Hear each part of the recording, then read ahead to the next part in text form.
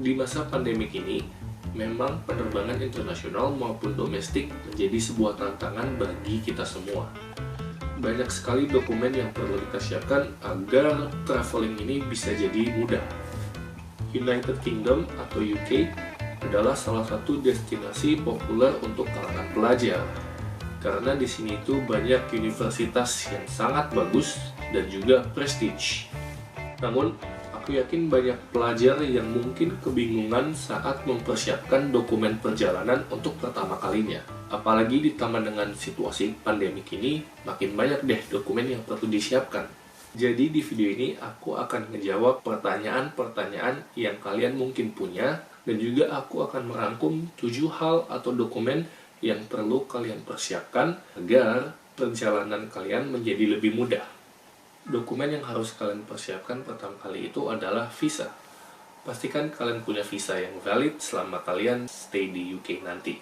Untuk pelajar, pastikan kalian sudah dapat CAS letternya supaya kalian bisa apply visa studentnya di kedubes Inggris di Jakarta nanti.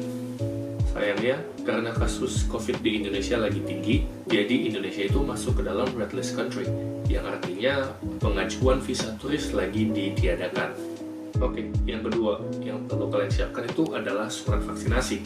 Memang surat vaksinasi ini bukan persyaratan untuk penerbangan internasional, tapi surat vaksinasi ini adalah persyaratan untuk penerbangan domestik. Meskipun banyak di antara kita yang tinggal di daerah Jabodetabek, tapi tidak sedikit juga yang tinggal di luar daerah Jabodetabek dan harus melakukan penerbangan domestik ke Jakarta untuk mengambil flight internasional. Sebenarnya surat vaksinasi ini dari pengalaman aku sendiri itu tidak ditanyakan pas sampai di Soekarno-Hatta, tapi lebih baik kita siapkan saja, mana tahu butuh waktu penerbangan nanti. Apalagi penerbangan pas pandemi ini itu mahal banget karena banyak dokumen yang harus disiapkan, jadi lebih baik kita sedia payung sebelum hujan. Selanjutnya yang kalian butuhkan yang paling obvious itu adalah tiket pesawat. Kalian tidak perlu memperhatikan maskapai apa yang kalian pilih, lebih baik kalian fokuskan kepada jadwal penerbangan dan negara yang akan kalian transitin. Kenapa jam penerbangan itu penting? Karena kalian harus sesuaikan dengan masa tenggang PCR test kalian. Jangan sampai nanti pas kalian terbang, PCR kalian itu sudah tidak valid karena sudah melewati batas waktu yang disediakan. Untuk negara transit, pastikan kalian membaca kebijakan-kebijakan untuk transit di negara tersebut. Jangan sampai kalian tidak bisa transit karena kekurangan dokumen. Mungkin ada beberapa negara yang bahkan melarang warga negara Indonesia untuk transit di negara mereka. Tapi ada juga negara yang memperbolehkan warga negara Indonesia untuk transit. Contohnya itu Qatar. Kemarin aku waktu transit di Qatar, aku tidak perlu menunjukkan dokumen apapun.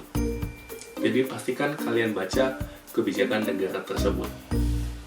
Oke, selanjutnya ini adalah dokumen yang agak beda yang kita nggak pernah persiapkan sebelum masa pandemi ini, yaitu bookingan hotel untuk karantina sesampai di UK nanti. Karena Indonesia masuk ke dalam red list country, salah satu persyaratan yang kita harus lakuin itu adalah karantina di fasilitas pemerintah, yaitu hotel. Untuk bookingan hotelnya bisa langsung ke website pemerintah Inggris dan kalian bisa bayar saat itu juga. Untuk biayanya total adalah 1.750 pound sterling dan ini sudah termasuk makan dan juga 2 kali PCR sewaktu kalian di karantina nanti. Dari pengalaman aku sendiri, bookingan hotel ini adalah proses yang agak ribet. Kemarin payment aku sempat ditolak berkali-kali sehingga aku harus reschedule flight aku. Flightku bisa di reschedule, bahkan bisa di refund sepenuhnya, tapi sayangnya PCR aku tidak bisa di refund. Jadi ya agak rugi sedikit tapi tidak terlalu banyak. Jadi saran aku, pastikan kalian dapat kode reference hotelnya baru kalian tes PCR. Selanjutnya yang kalian butuhin yang pasti hasil PCR test yang negatif dong. Makanya selama pandemi ini kalian di rumah aja ya. Jangan sampai hasil kalian positif dan kalian tidak bisa berangkat ke UK. Ada beberapa poin yang ingin aku bahas soal PCR test. Yang pertama itu adalah masa tenggang hasil PCR-nya. Untuk penerbangan domestik, hasil PCR-nya itu bisa dipakai paling telat 2 dikali 24 jam atau sama dengan 2 hari. Sementara untuk penerbangan ke UK itu bisa dipakai sampai 3 hari sebelum keberangkatan dari negara transit ke UK. Jadi kalau kalian misalnya ambil direct flight dari Indonesia ke UK, berarti kalian tetap hitung 3 hari itu dari Indonesia. Kalau kalian ambil transit, jadi kalian harus hitung 3 hari itu dari negara transit ke UK. Pastikan baik-baik, jangan sampai salah. Yang kedua, masa berlaku hasil PCR test kalian itu dihitung dari kapan kalian ambil sampelnya ya teman-teman. Jadi bukan dihitung saat kalian ambil hasilnya.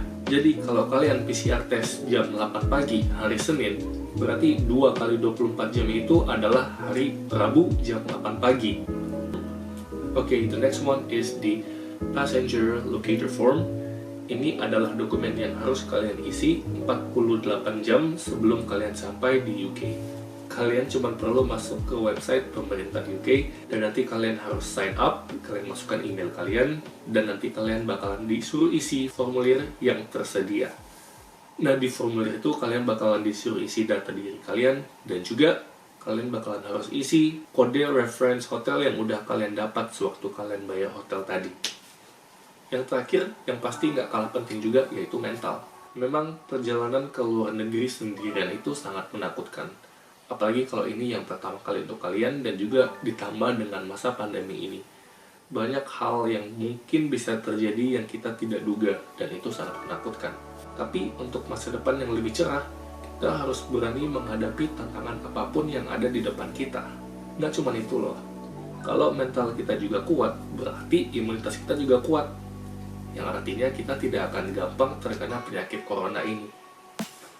Oke guys, jadi ini adalah 7 hal yang perlu kalian persiapkan untuk penerbangan dari Indonesia ke UK. Kalau kalian suka konten seperti ini, kalian boleh like, comment, subscribe, dan share ke teman-teman kalian yang menurut kalian butuh informasi ini, karena support kalian itu sangat berarti untuk pengembangan channel ini. So, I will see you again in my next video. Stay tuned. Peace out.